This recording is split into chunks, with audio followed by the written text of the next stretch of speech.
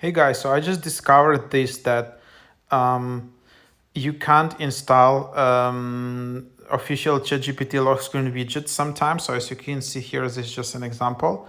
And there is some kind of a bug or something. So when I just go to my lock screen and I try to find ChatGPT, now I can find it. But just like 1 minute ago, I couldn't find it.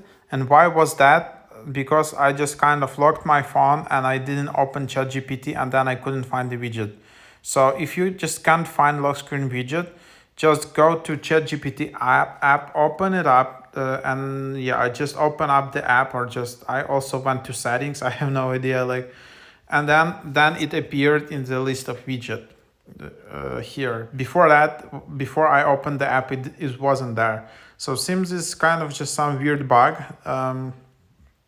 Maybe it will be fixed, but yeah, it's kind of quite cool that you can just install this widget and then you can instantly open from your lock screen, so you don't need like to unlock your phone and go to the app. You just instantly open your app from the screen if you use this app a lot. So try it out.